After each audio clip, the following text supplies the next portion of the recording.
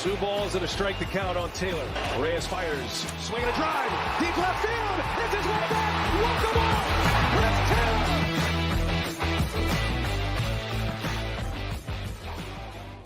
What's up, Dodger fans? Welcome into DodgerHeads Live, presented by DodgerBlue.com, part of the Blue Wire Podcast Network. My name is Jeff Spiegel, joined tonight by Anthony Witrado, and shout out to all those who are still awake, who managed to keep their eyes open through that one. Dodgers lose 3-2 to the Angels in extra innings. They snap a 10-game winning streak against the Angels, and brutal, Anthony. I mean, like, just the entire end of the game, from the point that the Dodgers hit a 2-run home run with Shohei Ohtani with 2 outs in the bottom of the 5th.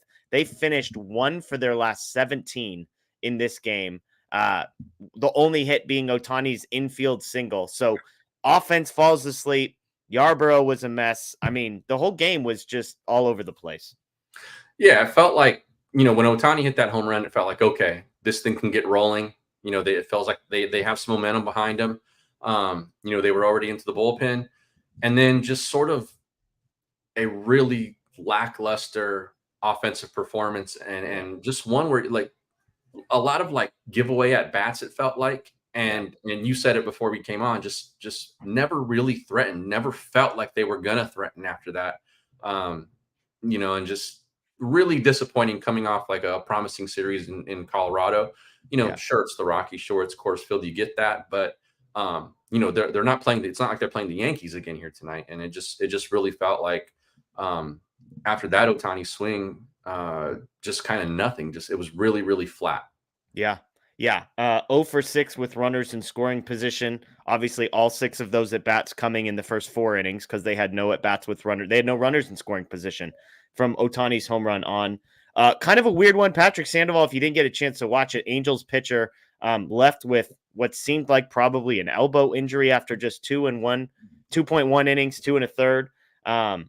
Sometimes those bullpen games can kind of mess with you. You've got a plan, you settle in, but I mean, that's not really an excuse when the ERA of the guys that came in were 4.5, 5.34, 5.87, and 4.64 before Estevez, who's now retired 24 consecutive batters, who's got a 3.3. Offense just unable to get anything going in this one. The good news, we'll talk about Landon Knack. His performance was impressive. But we've got a super chat here, Anthony. It's probably the perfect place to start. 300 GJW says, if I never see Gavin Lux swing a bat again, I'll be fine. And it really, to me, those last couple of bats. So the Dodgers, obviously, you get the ghost runner in the bottom of the 10th. You're down a run. You know you need it. Jason Hayward comes up, gets the ball in play, moves the runner over to third. You've got Kike Hernandez and Gavin Lux due up. Be honest, Anthony. Did you have any confidence that either of those guys was going to get that run in from third base with 1 out? I thought they could put the ball in play. Yeah. And that was sort of the most I was hoping for. And then, I told my brother when I was watching the game with him, I said, just somebody just hit a fly ball here. Yeah. And then that's kind of what you're looking for. And the fact that they could not even do that is just kind of, it goes to what we were saying to start the show, is just sort of giveaway at bats, just never really felt like they threatened. And the confidence wasn't even high when there was a guy on third with less than 2 outs. Yeah. Well, and it's crazy because I almost laughed when I saw that original super chat. I never want to see Lux swing a bat. It's funny to me only because Lux almost seems to get a pass because somehow Kike's at bat was worse. Like as bad as Gavin Lux has been, it feels like there's always been one, if not 2 people that have somehow been slightly worse. And I mean, Kike goes up there. As you say, you just need to put the ball in play there. Like, you can't have a strikeout. Yeah. He's completely guessing, watches a curveball for strike 1, and then swings through 2 curveballs. The 3 pitches, that at-bat was over. As soon as that first pitch landed for a strike, you're like, he has no chance. He has no clue what's coming. He's totally guessing, and he got absolutely no clue as to what he's going to do in that situation. And so just a brutal sequence there for Gavin Lux to come up after, because Lux, he faced Ben Joyce in the at-bat just before that, and clearly having issues with velocity. Joyce throwing 102. He was swinging through everything. Estevez throwing 97, 98. And, Lux kind of having the same issues there. So I felt like maybe there was a Kike Hernandez magic moment coming there. But after that first pitch, I lost any degree of hope and confidence I had. I think, it just feels like they're overmatched. And it only takes one or two pitches in the at bat to see that when they're going at a pace right now where that's all it takes. And if you can see the way the body language is in an at bat early, and it just feels like, again, the most you can hope for is that one of those guys puts the ball in play. Yeah. And they just felt beat from the start. You're right. And it was discouraging, considering where this game was kind of headed early on, with the Ohtani home run and with the way Knack performed, coming off the win in Colorado, like all of that stuff. And then to sort of feel that way about a game toward the end was just, it's discouraging. That's a really good word for it. I actually thought in Lux's situation, I kind of wondered if a suicide squeeze was going to be in play there, just because that was where I was at with my confidence level. I'm not advocating for it. I just felt like maybe they try and catch him off guard. The at bat before Lux is swinging through fastballs. Estevez tried to throw him some breaking balls, and then when he swung through the second strike at like 97, he was shaken off. He's like, we're throwing this guy fastballs. He can't touch 98 right now. So a brutal end to the game for the Dodgers after, we'll get into pitching here in a little bit, but a pretty good pitching performance. Let's get to some more super chats. We've got a bunch. As always, thank you to the folks joining us live on Facebook, on YouTube, on Twitter. Nearly 1,000 people in here again after an extra innings 3-2 loss to the Angels. Randy says, how dumb can you be? You can't start Chris Taylor and Barnes in the same game. I'm getting sick of Dave. But hold on a second, Anthony. Is Chris Taylor back? He's strung together a few hits. I saw some people tweeting out he's hitting like 300 over his last 7 games. Since that home run, feels like he's making a little bit more contact. He was 1 for 2 and then got pulled for Gavin Lux. And look, I'm the biggest Gavin Lux defender, but would you have rather had the way Chris Taylor swung the bat the last few days, at least you probably feel slightly better about him up there than Gavin Lux, maybe? Yeah, I think, I think there's a point where you just sort of go with the guy who's less, less bad, I guess. And at this point, with the way Lux has been swinging the bat, I think at a certain point, it is Chris Taylor. Sorry if it's a little loud in the background here. The baby's not happy. The baby's not happy with Gavin Lux and Kike Hernandez either. We can't, nobody's blaming them. But I think that you mentioned like a suicide squeeze or something like that. I think they're getting to a point. I think they're at the point where they have to start trying different things, because we're seeing it too. They're seeing the same thing in the dugout. It's not like they have to have, it's not like they got the utmost confidence that Gavin Lux is going to do something with that at bat. I understand you're kind of justifying putting him in that spot, but you know what? If he's a better bat to ball kind of guy, then maybe so. But I think at this point, you have to start manufacturing runs in a different way.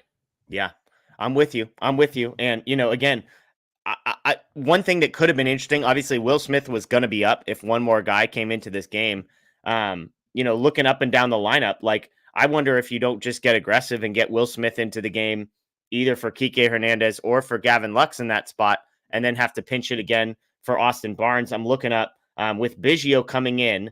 I believe they would have still had Miguel Vargas. Oh no, Miguel Vargas came in earlier because they had subbed a bunch of guys out. I'm losing track of who exactly was available or wasn't available. I'd have somebody in the chat can probably help me out. But the decision to have Kevin Biggio pinch run for Miguel Rojas, maybe that cost them. Maybe that didn't. There's got to be somebody. I'm blanking on somebody that feels like could have been available in this game. But why not pinch hit Will Smith earlier in that? Why not pinch hit him for Kike Hernandez? Why not pinch hit him for Gavin Lux even? Again, I know he's got to come in the game. Then you've got to pinch hit for Barnes. But it just felt like that was the decision. That was a decision they could have made. Like, does that feel too aggressive to you? Or do you feel like the moment may have called for that?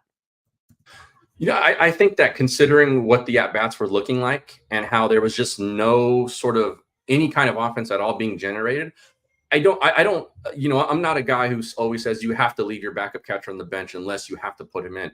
When you have a guy like Smith and his bat on the bench, I think you deploy that when the situation calls for it. I thought several times tonight, considering where they were at, the state of the offense, I thought several times tonight, could have justified putting him in there and giving him an at-bat.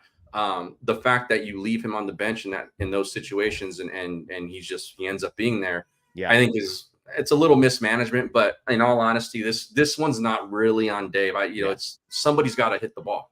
Yeah, and to be clear, I screwed that up. I was like, there's only 12 guys on this thing. That's because Will Smith never came into the game. So he was their 13th hitter. So he was the Right. last guy on the Right. bench. So the only move would have been to leave Miguel Rojas as the runner at second, leave Kevin Biggio on the bench, and then basically you'd be pinch hitting Will Smith, let's say for Gavin Lux, and then Kevin Biggio pinch hits for Austin Barnes. I don't know. I think that's probably a little too chaotic. You probably say, hey, we can't put all our eggs in this one basket in case this continues to go on. But that was that felt like the one bullet he had left. And again, he was saving him for the next batter, and we never get there. Some super chats here. Garmin says, "Hey Jeff and Anthony, tough loss tonight. Need Muncy back and help at the bottom of the order." Yeah, no, we agree, and we're going to talk. Needing Muncy back it's not the right day to say that because we've got a negative injury update. If you didn't catch it, we'll get to that a little bit later in the show. But not good news on the Max Muncy injury front. And look, we've been kind of saying it that the bottom of this order, the bottom of the bench is where there are going to be questions.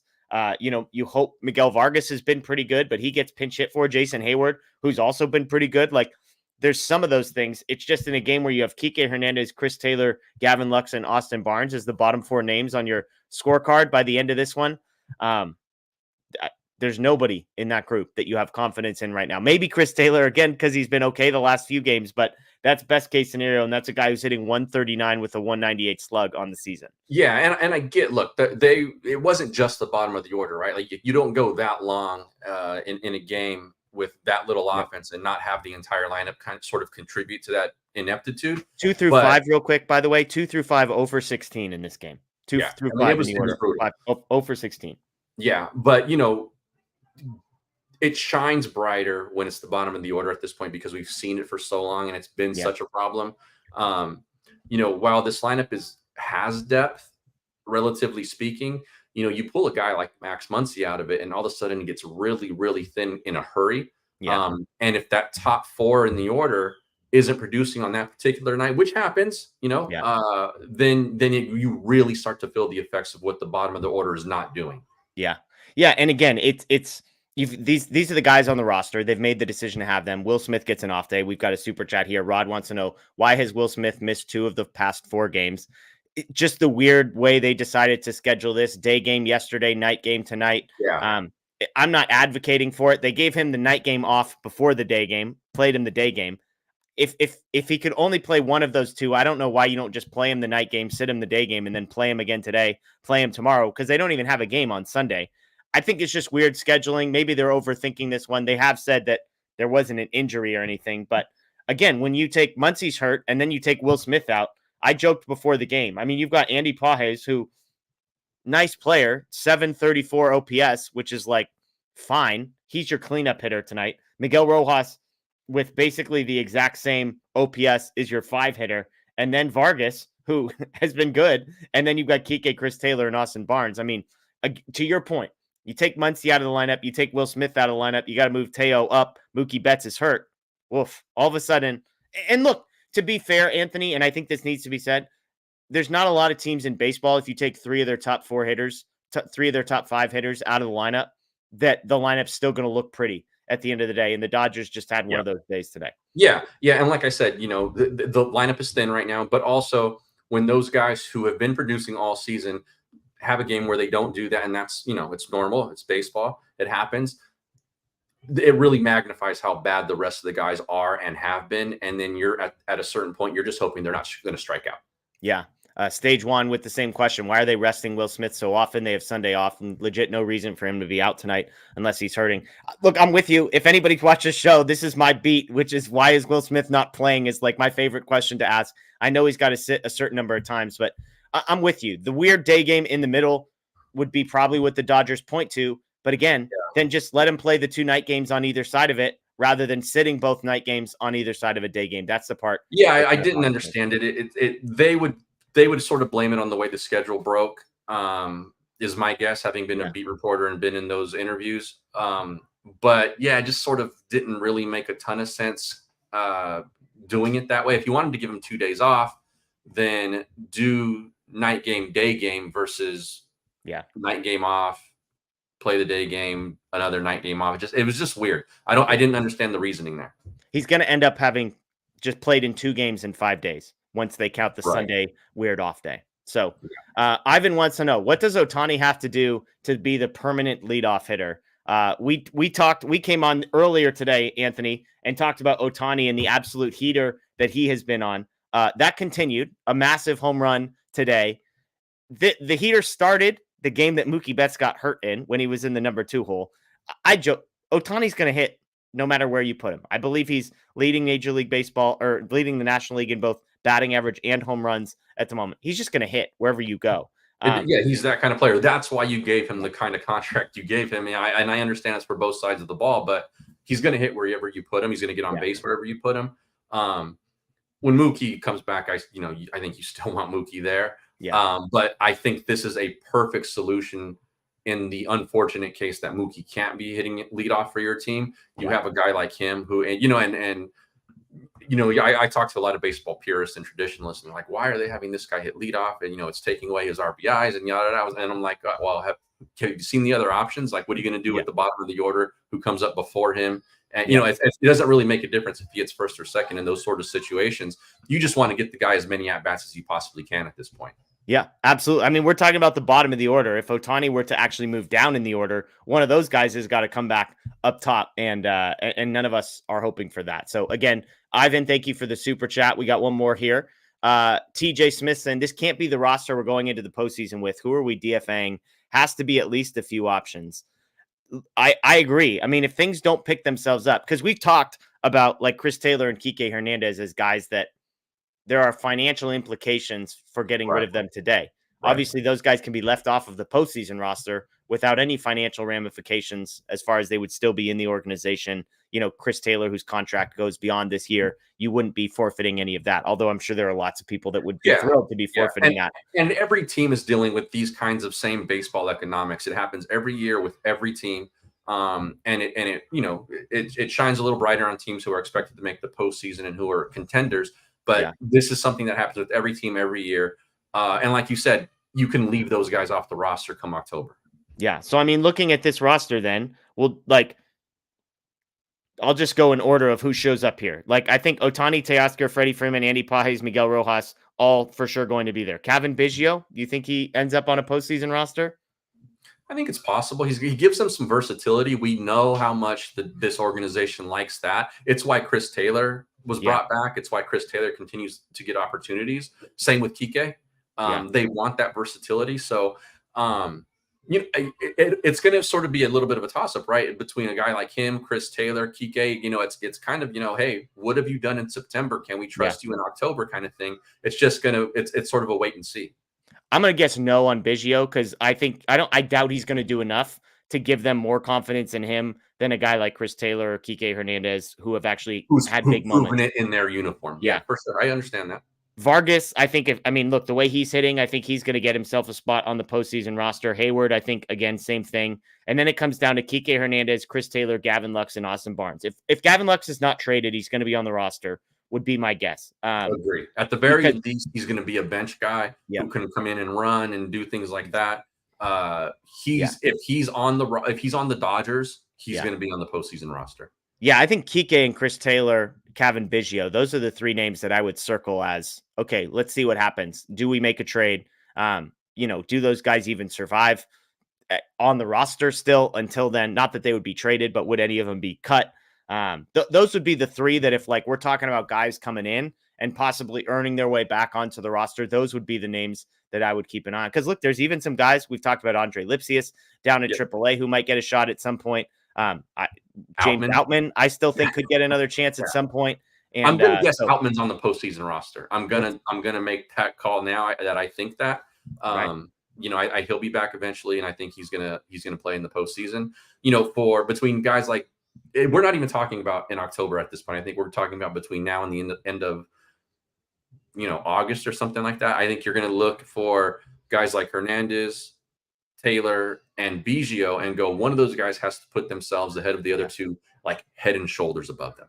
It has to be a no-brainer kind of situation. Otherwise, if things are fairly equal, then it's going to come down to Taylor and Hernandez, and I'm going to guess they're probably going to give it to Taylor. Yeah, would be just my guess. because all things equal, like Taylor's under contract for another year, so Right. you might as well keep the guy around. But I'm with you. And what will be interesting is, like, let's say hypothetically, Chris Taylor continues to sort of figure this thing out. Again, he's hitting over 300, I believe, in his last 7 games. He's 1 for 2 tonight. He's had a triple and a home run in the last week. So let's say he sort of turns this thing around and becomes somewhat productive. I almost wonder if one of these 3 guys turns it around, then I wonder if the other 2, they cut bait with one of them immediately. Like, I wonder if they're not giving all 3 guys a chance. They're just trying to figure out, they don't want to make sure they don't cut the wrong one first. So as soon as one of them figures out, they're like, all right, Taylor figured it out. Someone create a little bit of separation so we can make this call. Yeah. And interesting, by the way, that Chris Taylor is playing second base, because since coming back from his injury, he had been exclusively an outfield only guy. The fact that they brought him in was interesting today, just as a note. Some more super chats here. Again, we appreciate these. We'll stop what we're talking about to get to these for folks that want to do send those in, and we've got a ton of them tonight, which is awesome. We are going to get to Landon Knack and all that, I promise. Richard says the only time we have a good bench is when Will Smith and Jay Hay are not starting. Otherwise, it's weak. Seen better benches in a park. Love that line. Yeah, I mean, look, it's a lot of names you're familiar with on the bench. Even if Will Smith is starting, Barnes is going to be there, and you're like, oh, Chris Taylor, Kike Hernandez, Jason Hayward, those guys used to be good. The problem is not so much anymore. So yeah, and I think we also have to remember, like, Mookie's out, Max is out, Will Smith was on the bench, and this roster becomes a much deeper when they're healthy. And then you can say that about a lot of teams, right? But, like, especially with this team where they're already dealing with some things, and then you take Mookie out of the lineup and you give Will Smith some rest, and Max has been out for a while, and all of a sudden, like you mentioned earlier, any batting order in baseball is going to get real thin and real fast if you do that. Yeah, absolutely. Charlie, DFA Ryan Yarbrough. I'm going to be honest, Anthony. I started looking up Yarbrough's numbers because I kind of, as he struggled today, and if you weren't able to watch the game or missed it, 2 innings, 1 hit, 2 runs, 2 strikeouts, no walks. You might look at that and say, man, 1 hit, no walks, gives up 2 runs in 2 innings. Like, that's kind of bad luck. Well, yeah, except for the fact that he hit 3 guys in a 5-batter period, including the 3rd with the bases loaded. Brutal. He was a mess today, and the ERA is 3.28. It still looks pretty good, all things considered.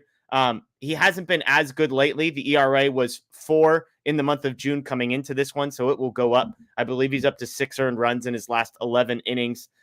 The problem with him is, it's one thing when it's working and you're like, I don't know how this is working. When it stops working and you're throwing 85-mile-an-hour fastballs, then you're like, none of this. He's passing none of the tests. He never passes the eye test.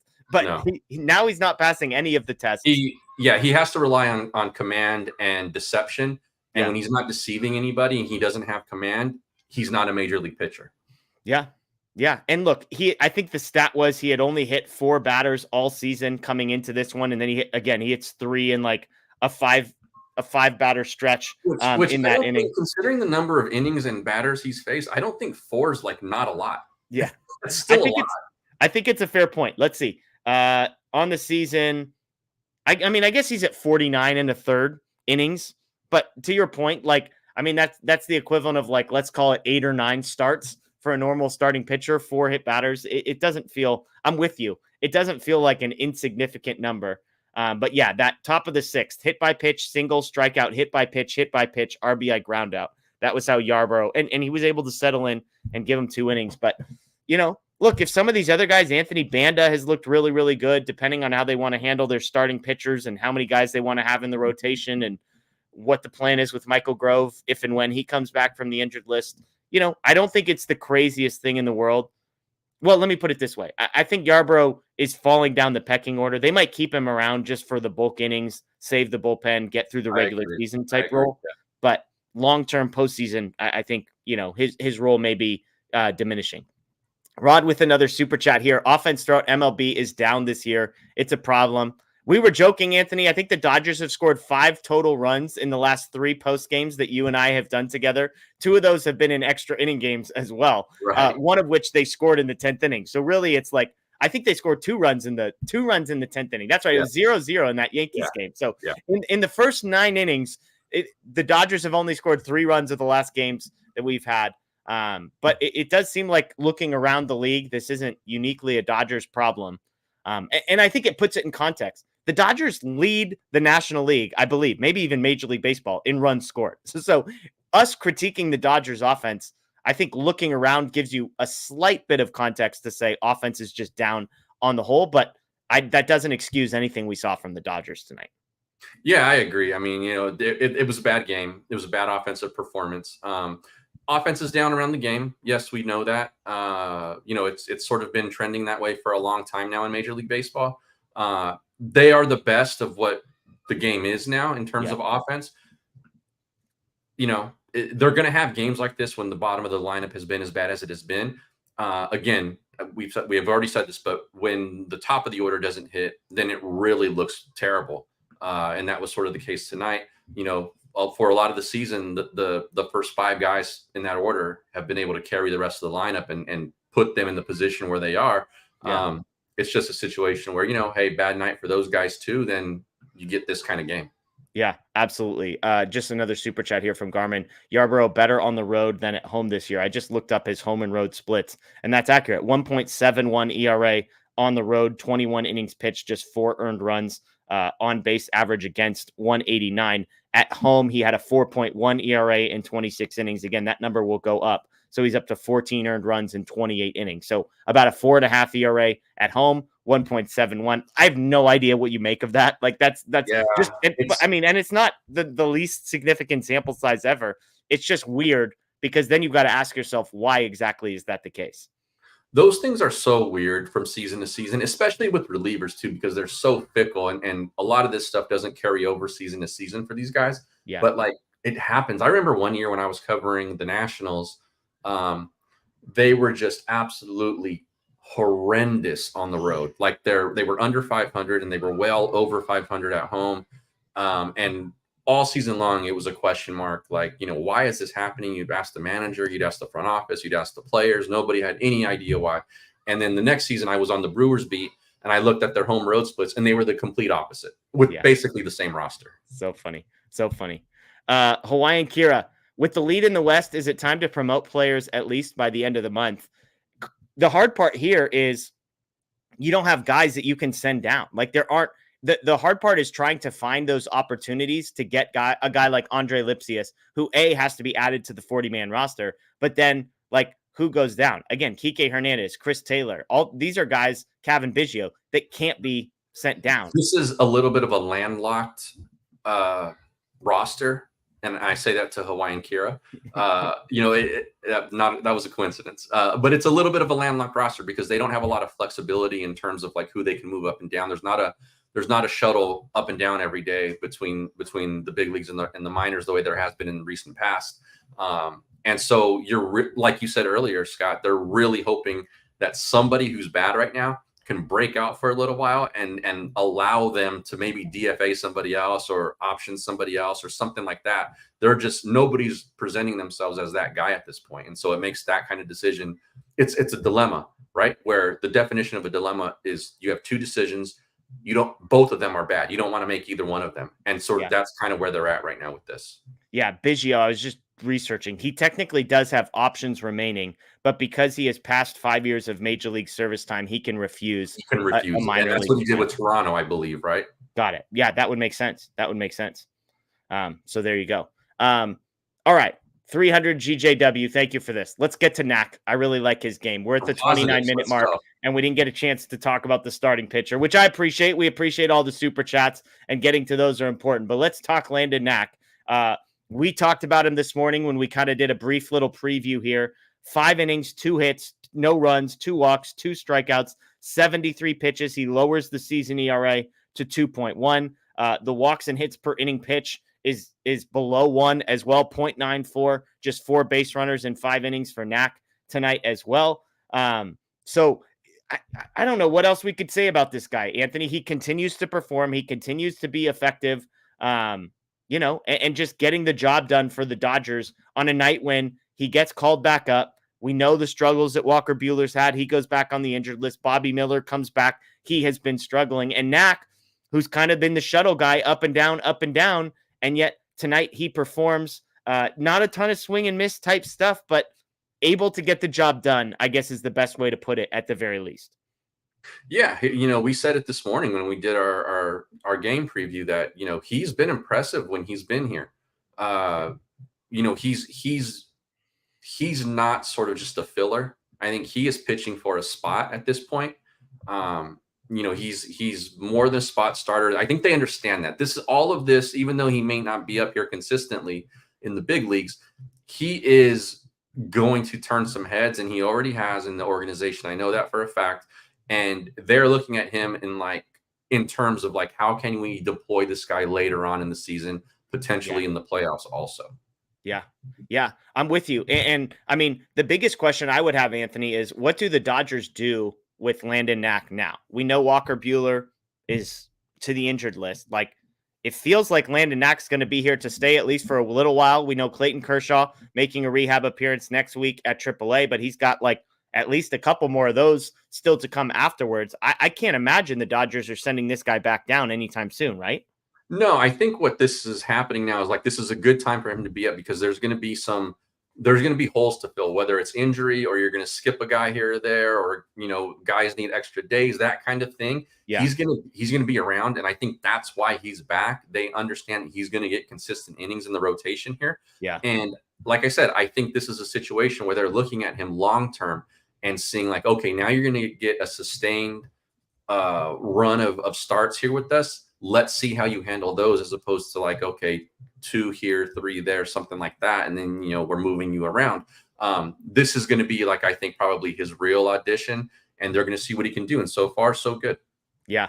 Yeah, absolutely. And I mean, with all the injuries, they're actually Knack is now the 5th starter. So he's not even in that 6th starter. Are we doing a 6-man rotation? Right. But because Buehler's out, he and Bobby Miller kind of slot right in to those spots. And, you've got Glass now. You've got Landon Knack, Bobby Miller, James Paxton, and Gavin Stone, which, I mean, Knack, Stone, and Bobby Miller all in the rotation, in a 5-man rotation. Not how the Dodgers drew it up, but the way Knack is pitched, the way Stone is pitched, and, sort of the optimism around a guy like Bobby Miller, I wouldn't say we're uncomfortable with the fact that all 3 of those guys during the Yankee series, I got into a little back and forth on X or Twitter with a Yankee fan who made the comment that the Yankees are fine with the rotation. They don't need anything else in it.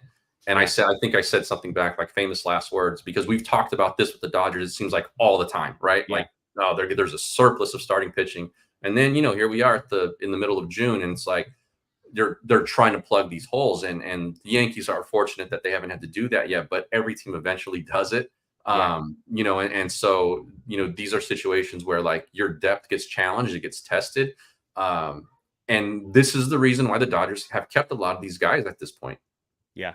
Yeah, absolutely. 300 GJW. Unfortunately, I think he gets dealt in a trade. I've long thought that Knack would be kind of a trade guy just because he doesn't sort of fit the Dodgers mold of like a high ceiling guy. He feels way more like a high floor guy, command over stuff. But at this point in the season, I mean, looking at the rotation, the way that it currently stacks up, there's no chance they're trading Landon Knack. Because with these injuries, these kinds of injuries, you look for high floor guys, not high ceiling guys, because you need some stability in those spots. And if he's your 5 starter, and in a situation where, like I said, they're going to be, guys may skip turns or get extra days of rest, the way the schedule breaks, I think there's going to be an opportunity to push some guys back and things like that. Yeah. He's the kind of consistent sort of pillar, even though he's kind of, he's sort of pitching right now as the unproven guy. Yeah. He's kind of that pillar where you go, okay, well, we know for the most part, this guy's probably not going to implode. Yeah. Yeah, absolutely. And then you look up and down and it's like Yamamoto, I think there's hope that he's going to be back, but we haven't really heard any details about his injury or a timetable. Obviously, Walker Buehler, what we've seen, again, I think there's optimism that he will pitch again, but there's plenty of reason for pessimism about what the level of performance is going to be. James Paxton, I know he's had a couple nice starts. We've looked into what did he tweak a little bit, but I don't think anybody's excited about the prospect of him potentially starting a playoff game. And then you've got Clayton Kershaw coming back at some point, hopefully. What are you going to get from him? So I just think you start to look down the line. The only way, I'll put it this way, the only way Landon Knack gets traded is if a starting pitcher comes back in that deal, because the Dodgers aren't going to go net negative on starting pitching from where they're currently sitting. If they could go get a Garrett Crochet or somebody from the Marlins or something like that, then I could see where there would be a move to go get that you would be maybe thinking about and considering open to moving off of Landon Knack. But if a starting pitcher that is better than him is not coming back in that deal, I just don't see a way that it happens. No, and it's why all these kinds of starters that are on the roster are still here, because they're not going to move them for fringe type of moves. They're going to move them for impact kind of players in return. And I know that, sometimes fan bases, all teams fan bases will complain about, like, we should have made this kind of move on the edges here or there on the margins, that kind of thing. Yeah. But a guy like Knack is not a guy that you move to make a marginal sort of maybe a slight upgrade or almost lateral move, right? Like they're saving him because the performances that he's giving you right now show that, one, he can be useful if they keep him, but also if they are going to move him in a deal, they have to get significantly better at that position. Yeah, and I was open to it when Yamamoto was healthy. There was some optimism around Buehler. Kershaw was coming back. Like you just felt better about the group that they had. But now that their guys are starting to drop like flies, we're back in, hey, you can't have enough starting pitching. One name I'll throw out there to watch, by the way, River Ryan. He's the Dodgers' top pitching prospect. He pitched tonight. I believe it was 3 innings. Sounded impressive. Rob Hill, director of minor league pitching, was on our show. Talked about River Ryan. Everybody loves the guy. I said, hey, is it crazy to think he might be up at some point in 2024? And he's like, it's not crazy. He's like, I'm not telling you it's going to happen. I'm just saying that guy's a freak. He's one of the best athletes I've ever seen. So just a name. As we're talking about starting pitching, maybe being able to help River Ryan, a name to keep an eye on. I think if it happens, it's a guy where, like, they bring him up to be like, hey, come spend September with us, get some experience, see what the clubhouse is like, see what the 5-tier stadium is like, that kind of thing. Yep. Make a couple of starts. I don't think he pitches in October, but I think for a guy who they see that promise in, they would bring him up for September so that he can gain the experience of actually being with the club. Yeah, absolutely. Some more super chats. If he does make an October start, things have gone very, very wrong, and that's he's awesome. Or he's awesome, Anthony. I would even say if he might be their minor league pitcher of the year, and if he's great, I just can't see a situation where him starting in October is a good thing for the rest of the roster. Like, things have had to break very poorly for them, either performance or injury wise. I think for him for that to happen. That's me personally. Yeah. I've been around the game a long time. I think it's far more likely he comes up in September, makes a few starts, just so he can have the atmosphere in his bloodstream and understand what it's like. Like I said, if you give him the ball in October, something else had to fall off a cliff there. Yeah, and I'm just saying we might have already fallen off the cliff with Yamamoto out and maybe not coming back and Buehler out. I mean, I'm just looking at, like, Glass now, if healthy, permanent marker. Other than that, like, I mean, Gavin Stone, the way he's pitching, I think he deserves it. We'd like to think Bobby Miller's going to be there at the end. You make a good point, and you're right. And I say that with the assumption, like, Yamamoto comes back, Kershaw's healthy, like, Let me ask you a crazy question. If I drop you in a time machine and you wake up and it's the middle of October and I said, hey, Anthony, there's 2 storylines. I want you to tell me which of these you're more nervous about. James Paxton is starting a postseason game for the Dodgers, or River Ryan is starting a postseason game for the Dodgers. Which of those 2 realities would you rather live in? Paxton starting. Really? Because I think he's done enough at this point to, hey, we both have said we don't think he's an October pitcher. We both have said that. I think if he gets a start, some things have broken poorly where, like, it's probably an injury situation. Maybe Bobby Miller's not right or something like that. And then they're going, you know what? He's got a 3.4 ERA, been pretty good. Let's give him the ball on the 4th start of the NLDS or something like that. Versus where I think River Ryan's situation is, like, Paxton's hurt, Kershaw hasn't performed, Buehler hasn't come back, Yamamoto hasn't come back, Bobby Miller's got a 5 ERA since he's like, that kind of thing is happening. Yeah. Paxton, I'm just saying, I like Baseball Savant. I looking at stuff. There's a lot of dark blue all over James Paxton's page. I know what the ERA says, 3.65. If it still says 3.65 3 or 4 months from now, then I'll throw up my hands and concede on that one. Yeah, but, I agree. I just think, knowing how this organization runs itself, if River Ryan gets a start, a lot of things have gone badly. If Paxton gets a start, some things have gone badly. See, that's on. But if River Ryan gets a start, maybe things have gone awesome. Anthony, maybe River Ryan just tears through it. Just tears through it, and I he's don't a see phenom. it. We'll see. Daniel Barry said, this is a perfect debate. Like we need bar stools and we need drink in front of us, because that's what this is perfect, right? This is exactly what we're here for. You know, if he's liked, I just feel like they're gonna say this guy needs more seasoning. And this is if I had never covered baseball before or been around these clubs, I might be in your boat. And not saying that you haven't never been around the team or anything like that. I'm just saying, like, as a Barstool fan, I would say, you got to give that guy a start if he continues to do this versus a guy like Paxton, right? And I'm saying, like, okay, having been around this stuff before, they're going to go with, like, you know what this feels? It feels like similar to what we're talking about with Knack. I think that they're like, well, if Paxton has lasted in the rotation through September, his floor's at a certain level. And I think that's how they would look at it. Yeah. Or, you know, and again, I'm probably projecting, what if River Ryan has an Emmett Sheehan like performance at the major league level and James Paxton is the 2024 version of Lance Lynn? Like what if we're having the Emmett Sheehan versus Lance Lynn debate? Lance Lynn was way worse last year than James Paxton is this year. But I could just see similar trajectories for both of those guys, is my point. Let's get to a couple other things. Daniel Barry, super chat. We appreciate it. He says, Roberts loves Austin Barnes. Everybody seems to love Austin Barnes, except for me. I think. Jeff. Yeah, exactly. Not me. But most people do. Look, he's the backup catcher. I've just accepted it. Backup catching stinks in Major League Baseball. I just love Sandoval. Patrick Sandoval loved pitching to Austin Barnes in Team Mexico. Like, it's just great. It's just more of that. And then just please don't ever make me watch a video of Austin Barnes trying to throw a runner out at second base. That's all I'm asking. Like, just never again in my life, please. Let's see some more super chats.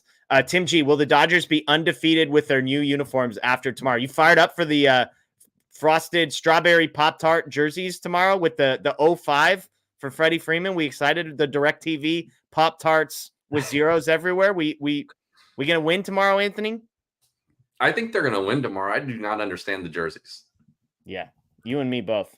You live in a city. I'm sorry, you play in a city in a region of the world where you have so much culture and so much history and just so many things that you can pull from to sort of, you know, create something really cool.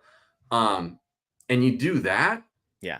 And it's just, I don't know, it's disappointing. Like these jerseys are very, very ugly, but at least the direction and like the thought process, I think was right. Where the Clippers, with kind of the old English lettering, and you know those black alternate uniforms that the Clippers wore for a little while, they're ugly as sin, but they were trying to pull from part of culture in LA, and that part I understood and that part I appreciated. I don't know what the hell's going on with these. Oh, you got to read the press release, Anthony. It's shooting for the stars and Hollywood and the Coliseum lettering. It's awful. It's awful. Just make it beach themed. We've all agreed. Make it beach themed.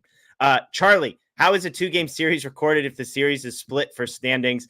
I mean, I guess they tied one series at the end of the year. Thankfully, that's not a stat that really matters. We count wins and losses and not series wins and losses. But it would be funny if somebody's trying to quote off a series record at the end of the season and you've got the one tie. Same thing could happen with a 4-game series, obviously. So it's not the weirdest thing. But we appreciate the super chat. Charlie, we got one more super chat here. TJ Smithson with a big super chat. Thank you so much, TJ. Never thought I would have to hear Robert say that Buehler has to rediscover himself again and figure it out earlier today. I thought he would be a forever Dodger. So sad.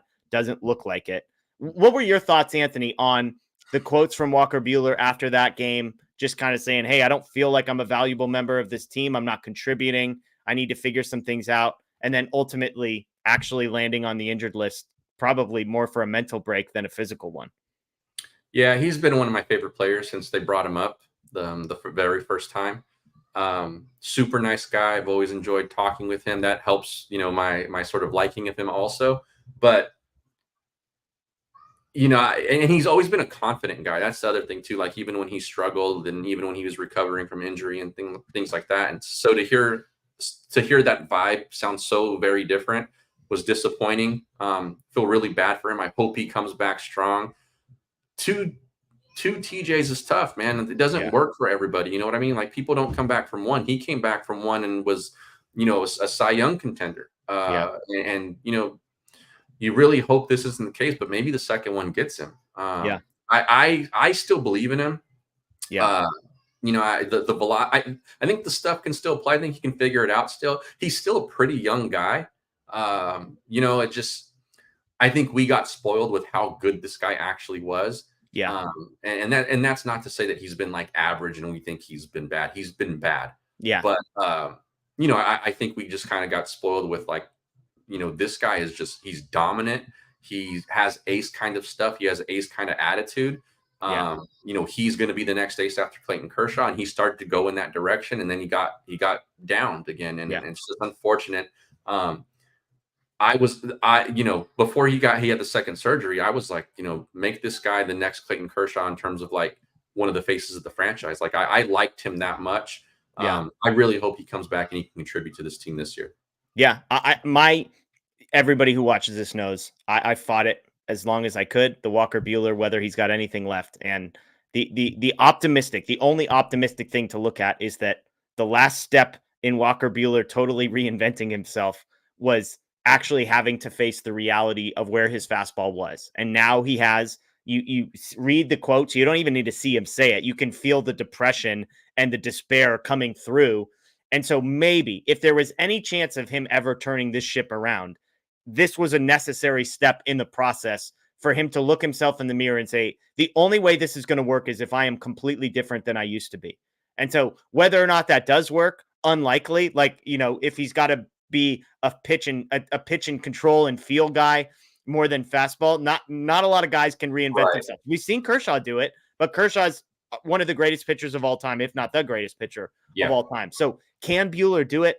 I'm definitely way more pessimistic today than I was at the beginning of the season. But to your point, even those like Blake who said he was cooked, like Blake was predicting an ERA like 4.8, not like 7 point something. So it's brutal for Buehler, and I'm with you. I just feel for the guy because of what he put it all on the line for the Dodgers, what he's meant to this team, the moments that he's come through. And so that's the part that bums me out on the human level more than anything else.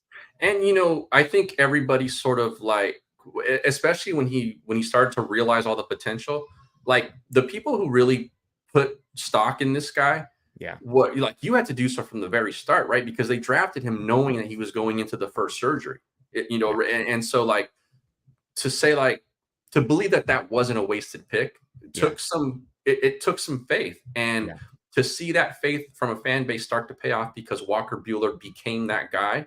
And then to see it sort of crash and burn like this. And I know we're talking like it's all over. And I hope it's not. But but it might be. It really might be. It hasn't looked right. And it's, hey, it's the first year back. Who knows? Maybe he and that's why I kind of mentioned that he's still relatively young, in that maybe he can still find some maturity and learn how to pitch like a la a Clayton Kershaw type, right? As the stuff diminishes. The problem is he's going to look at the radar gun and things like that, and his stuff is not diminished. It's just like he can still pump it.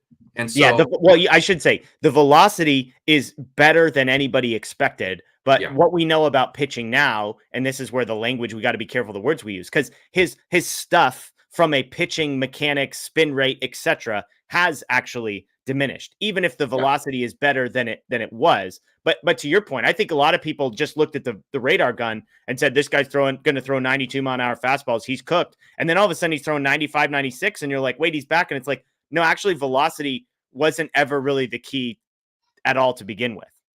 Yeah. And I think though with Clayton, because Clayton fought it for a while too, like let's remember he had some of those seasons and starts, stretches of starts where it was like, is he ever going to realize he doesn't have that stuff anymore and figure it out? Eventually he did, but it didn't come right away. And I think for a guy like Buehler, he might look at the gun, like, sure, some of the spin rate stuff and those kinds of things, break, vertical, horizontal, all of that stuff, right, might be a little diminished. But at the end of the day, some of these guys look at the radar gun and go, I can still do this. I just got to figure it out and ride that rail for a little too long. Yeah, we'll see. I mean, because I know Scott and Blake got on here and said, hey, the fastball stinks, stop using it. And he charted experimenting. Unfortunately, the results got worse. And that's not to say that like he should go back to throwing the fastball more, but it just goes to show you, like, even if you're looking at some of the pitch mix stuff and saying throw your fastball less, he had his worst start of the season in a game where he wasn't really throwing his fastball. And so he's just got to totally it's not, hey, chip away at the edges. This is a start from scratch and rebuild yourself mentality, pitch mix, all of it, approach, command, all of it has got to start all over from scratch if this is going to play itself out for Walker Buehler. Garmin with another super chat. Glasnow, Yamamoto, Ohtani, Miller, Stone, plus or minus Kirsch. Buehler is gone next year. I agree with you. You didn't mention Dustin May. You didn't mention Tony Gonsolin. You didn't mention River Ryan or Emmett Sheehan. We could just keep going down the list. Landon Knack is not on this list either. So I thought he was going to be gone just from a numbers perspective to begin with. Like, even if he was good, I think he was going to be gone next year because they're going to have 8 or 9 guys going into the season that potentially have the possibility to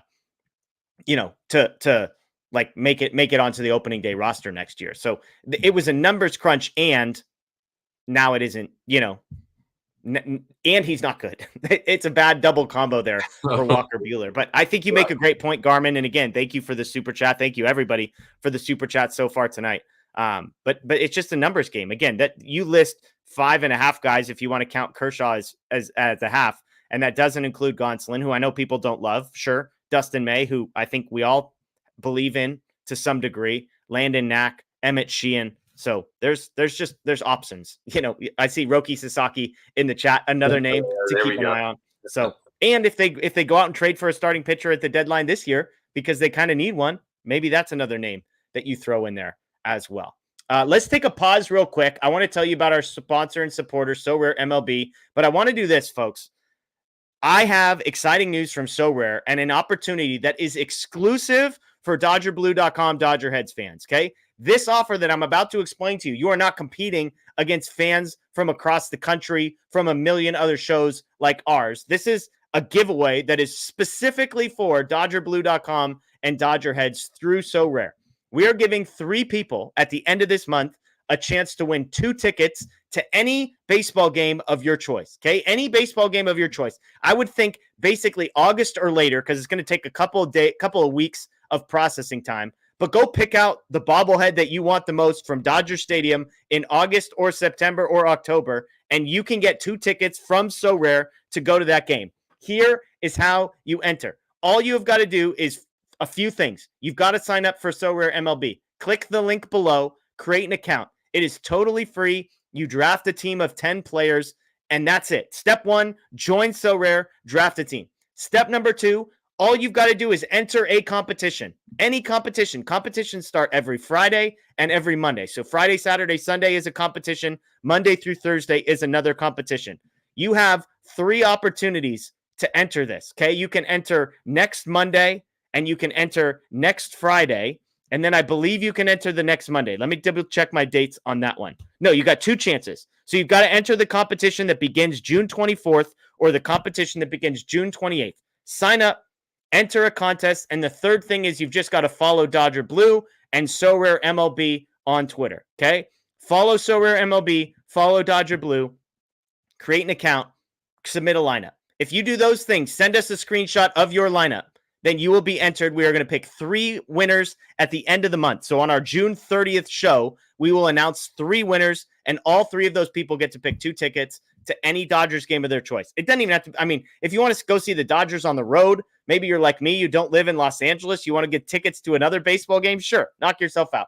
Any Major League Baseball game you want, 2 tickets, okay? So again, click the link below, create a free account. If you've already created an account, great. All you've got to do is enter a competition starting Monday or Friday, send us a screenshot, follow SoRare and us on social media. You are good to go. Nosebleeds or front row?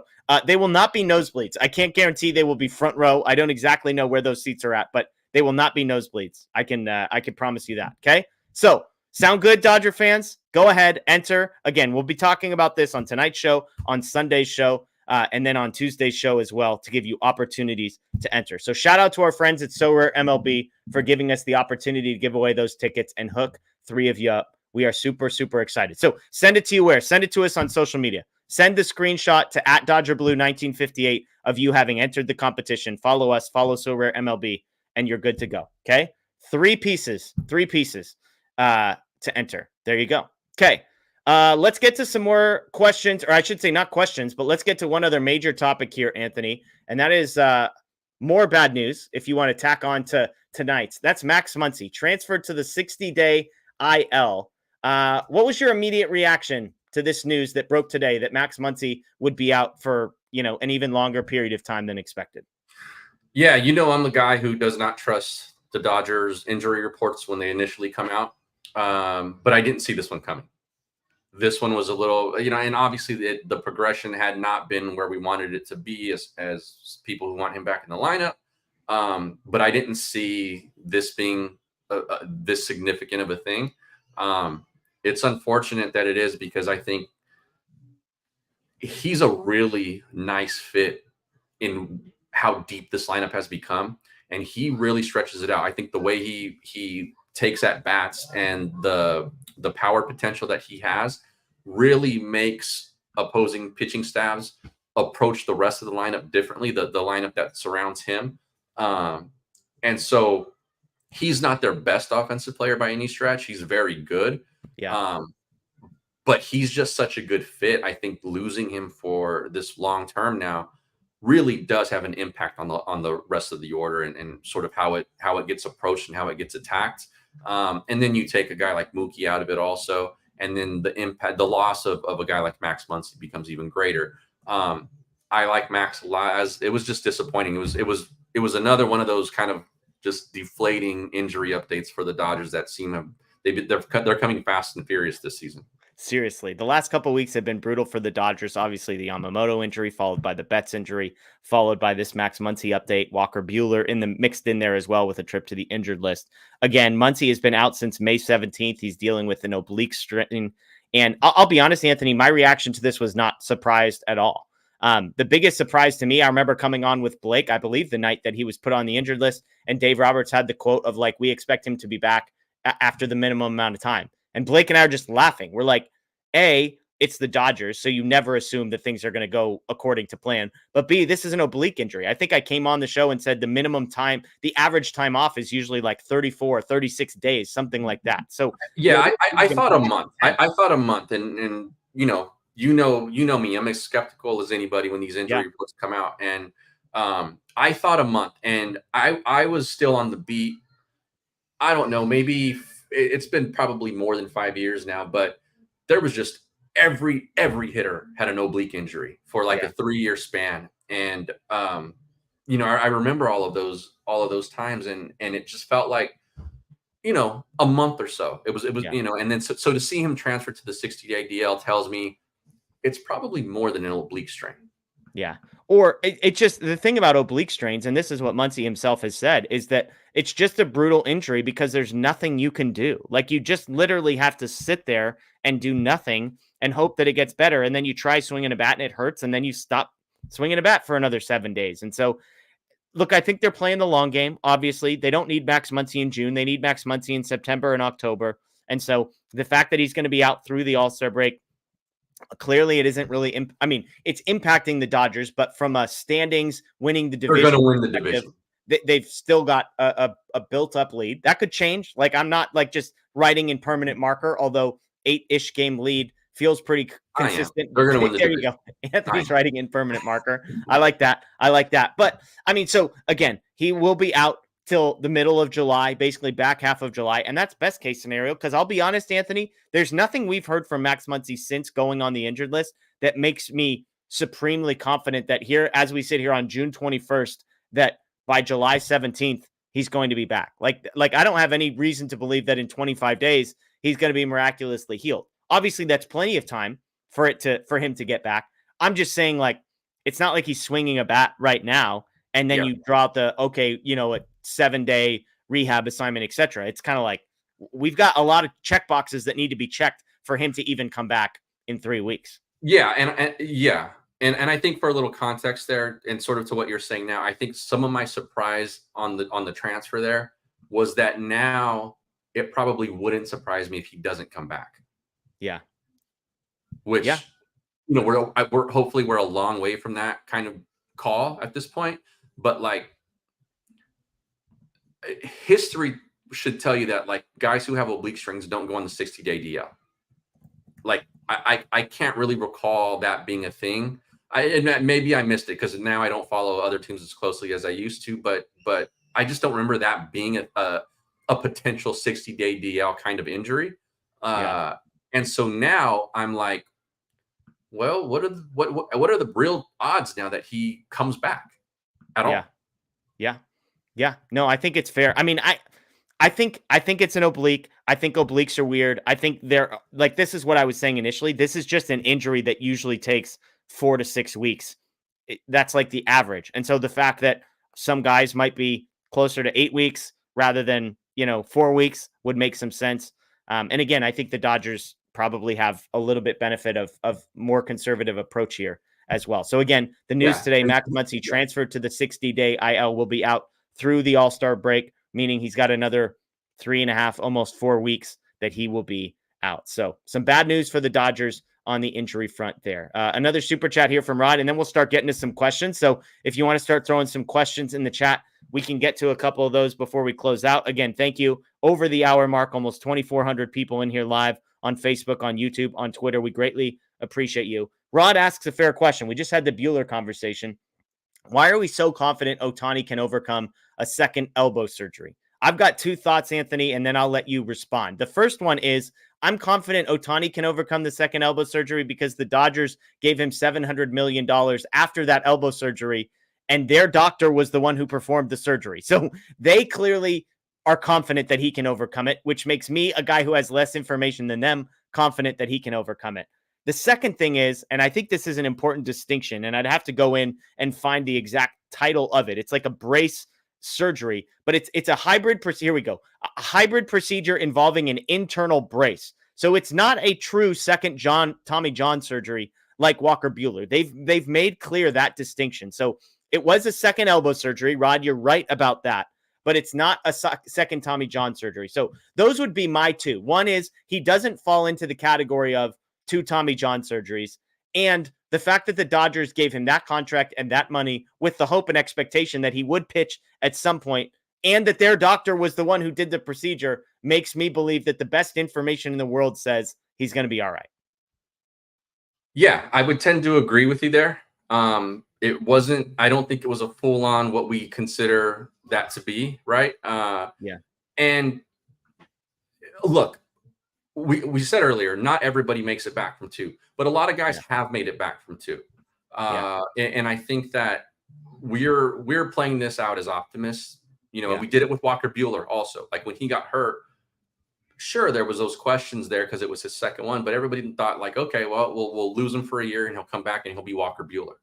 I think some of this is just being optimistic. I think it's a really, really fair question from Rod because it's still an elbow surgery. And I think the Dodgers have the luxury of kind of a little bit like what we talked about with Max and the offense. They have the luxury of really being able to slow play this with Ohtani. And that helps.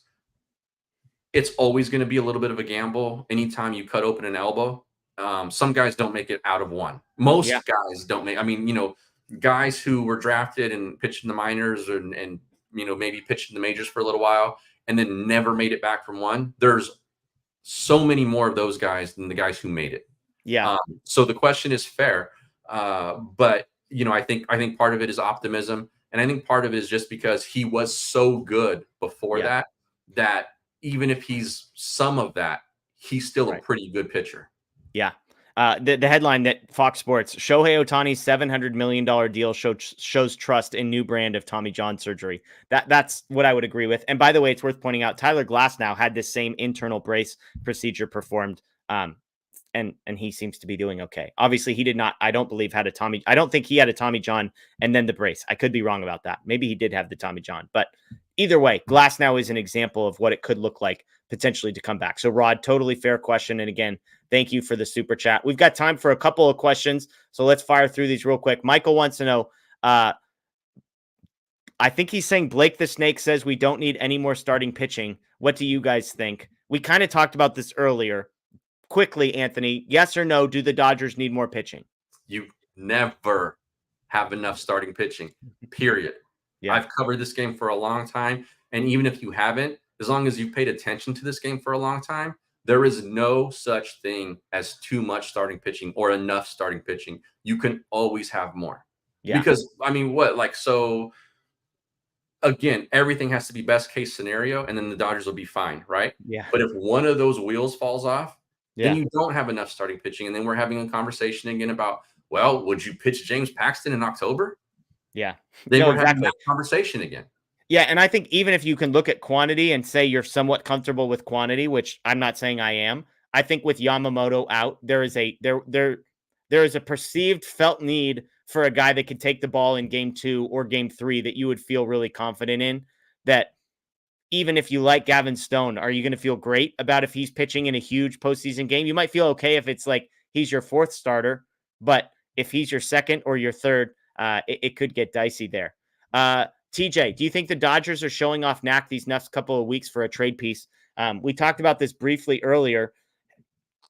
The only way Knack gets traded is if a, number 2 type starter is coming back in the trade, and a guy with, I don't think and I don't mean that as in Knack has like supreme trade value. I think he has a decent amount of trade value. The ceiling on Landon Knack is not a future ace. The ceiling on Landon Knack is like a number 4 pitcher that you feel pretty good about. But if you're going to go try and trade for a guy from the Marlins or a guy from the White Sox who's a pitcher, it doesn't hurt if you can send them back a pitcher who's got a sub-1 whip in, 5 or 6 starts at the major league level. And you can say who projects to be a middle piece of your rotation for the next handful of years. Yeah. Yeah. And middle of the rotation means different for the Dodgers than it does for the White Sox. Absolutely. Like Landon Knack would projects as like a number 5 in the Dodgers rotation moving forward. On a team like the White Sox, he's like a number 3. So Anorak Bain, $10 super chat. Go Dodgers. Go Dodgers. Absolutely right. Thank you for the super chat. We appreciate it. We need a little positivity on a night like tonight. A couple more questions here, and then we'll get out of here. Hallelujah. Does Barnes stay as the backup catcher when Kershaw retires?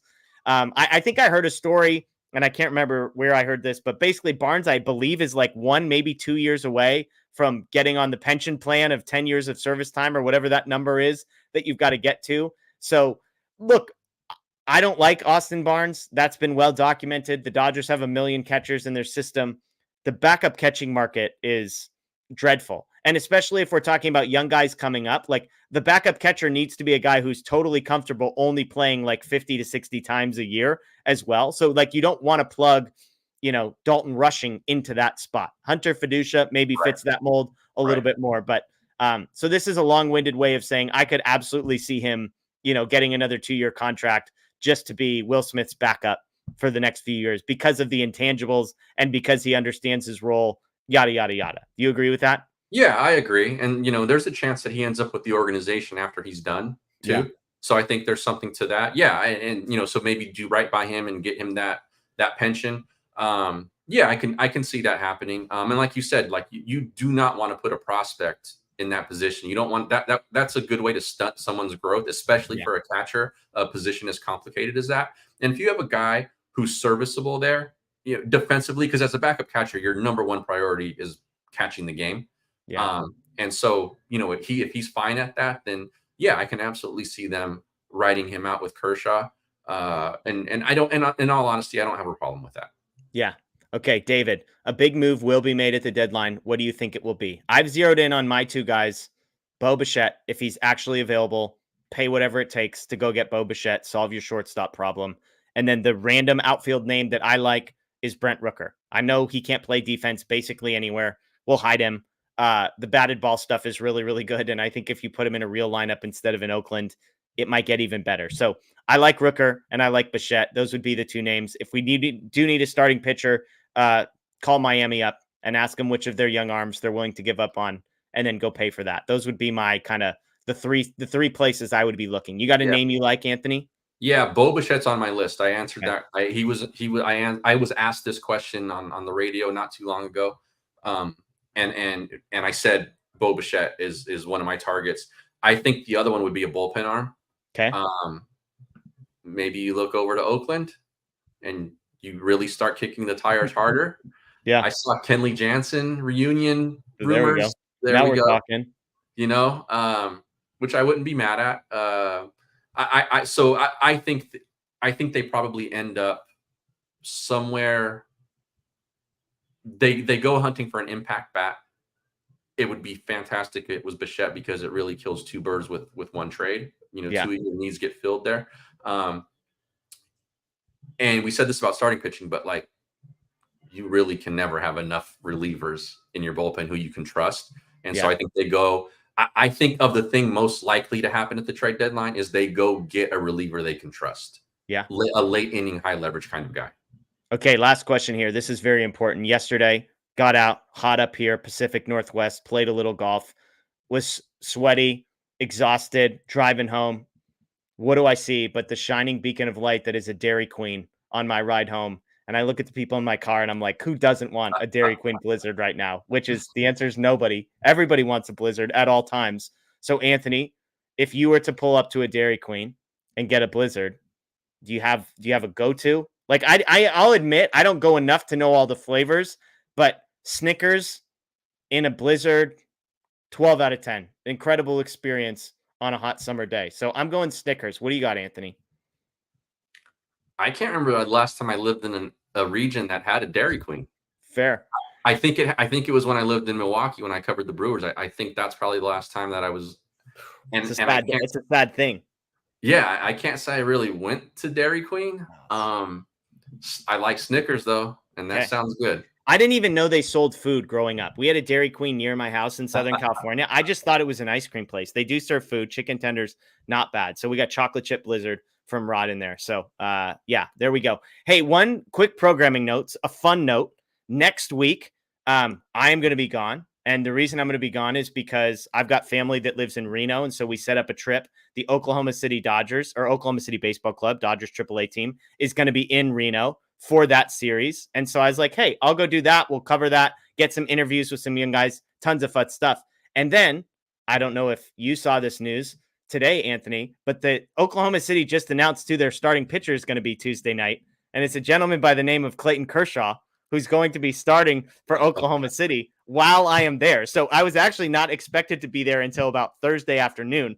Those plans, everything Tuesday and Wednesday got wiped off the schedule. If I'm going to Reno and Kershaw is starting on Tuesday, we're in good shape. So not sure what the show will look like. There will be tons of content on the channel because, again, I'm going to go down to AAA and get tons of interviews with some of the guys down there. I'm excited. Andre has some things to work out at the lower level before we bring them back up. Yeah, exactly. I'm going on my own rehab assignment next week, Tuesday through Sunday, these 6-game series that they've got. So Kershaw Tuesday night at Oklahoma City against Reno, and then he will be pitching the following Monday in Las Vegas. So if you're an LA fan, if you live in LA and you want to see Kershaw pitching, you could, whatever 4-hour drive it is to Las Vegas, you could see yourself some Kershaw. I believe it's not this Monday, but a week from Monday. So anyways, tons of content coming. So you're going to want to be subscribed here, ring the notification bell, some minor league prospect interviews, all sorts of stuff. And there will be Dodger Heads. Just stay tuned to Twitter, social media, Dodger Blue 1958 for details